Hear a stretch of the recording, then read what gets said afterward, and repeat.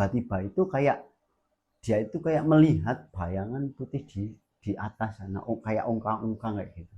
Halo, berjumpa lagi dengan saya di teman cerita.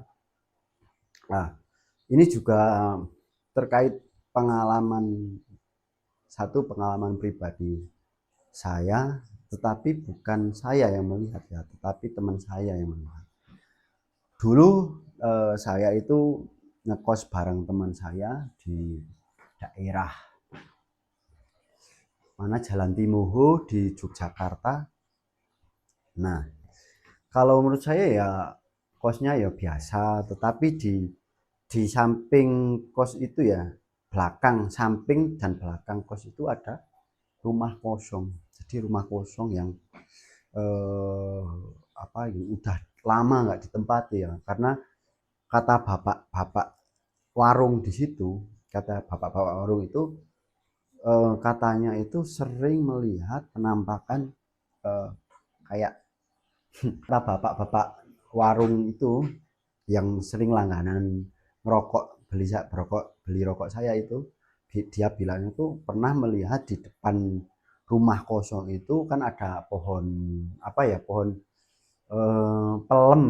pohon pelem besar, mangga besar itu di depan rumah itu katanya pernah melihat sosok wanita yang di atas itu ya.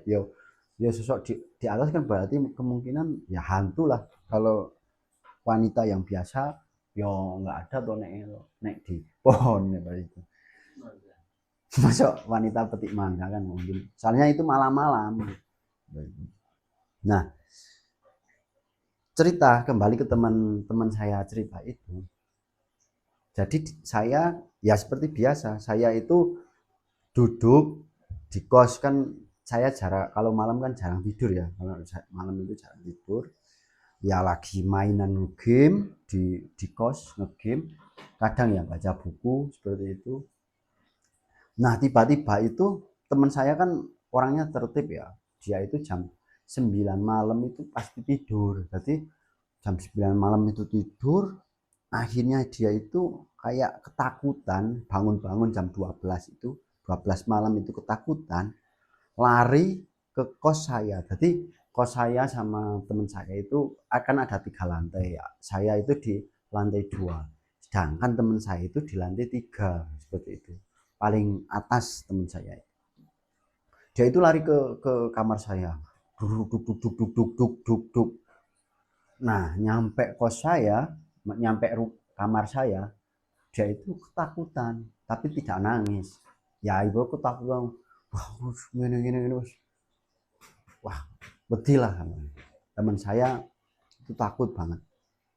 Akhirnya itu dia itu cerita kepada saya eh, apa yang dilakukan, apa yang dialami dia pas ketika di kamar itu. Nah, dia itu kan pas tidur ya. Kata teman saya ini, kata teman saya itu dia tidur di sini ya, kayak tidur di kasur tidur. Nah, tiba-tiba itu kayak dia itu kayak melihat bayangan putih di atas sana, kayak ongkang-ongkang kayak gitu di atas itu.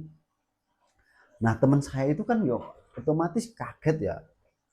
Terus kaget itu dia itu nggak bisa gerak kayak gitu. Ya mungkin kayak tindihan nggak bisa gerak itu lama, katanya ya sekitar 5 menitan dia itu nggak bisa gerak itu. Dan dia akhirnya ya namanya ya orang Islam ya kan, orang Islam kan yo apa namanya ngamalke apa yang bisa diamalkan, yo moco-moco kayak gitu. Dia itu moco-moco terus, mau baca-baca terus, akhirnya dia bisa bangun. Nah, lebih kagetnya lagi ketika dia itu bangun, dia itu melihat di atas itu, di atas apa, kayak di atas ini pian ngono ini, itu melihat sosok itu lagi. Ketika bangun dia melihat, dia itu kan tambah kaget ya, akhirnya dia lari ke kamar saya itu. Nah dia kan di tempat saya, akhirnya dia nggak berani lagi ke kamarnya, akhirnya dia itu tidur di kamar saya sama saya. Dia takut untuk ke atas. Dan saya juga ngobrol-ngobrol ke tadi kan sudah ke warung bapak-bapak itu ngobrol juga seperti itu, katanya ada sosok wanita yang menempati di rumah kosong di belakang kos saya itu.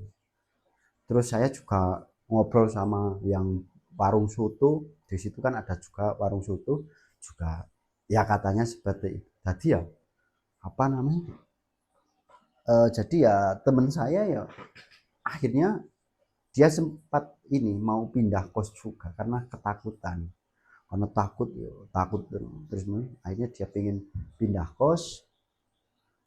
Setelah itu lama-lama dia mikir-mikir lama, dia mikir panjang, kalau pindah kos ya juga harus barang-barang harus pindah, terus dia harus adaptasi lagi, dan kadang juga kosnya belum bisa apa namanya bisa dapat langsung dan lain-lain. Akhirnya dia ya tetap diberanikan tidur di situ, tapi ditemani sama temennya beberapa hari sama temennya.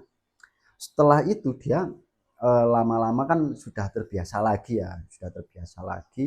akhirnya dia apa namanya akhirnya dia ya tetap lanjut di ngekos di situ. Nah, itu sedikit cerita dari teman saya dan saya juga mengalami sendiri. Memang itu kisah nyata kedua di episode ini. Terima kasih.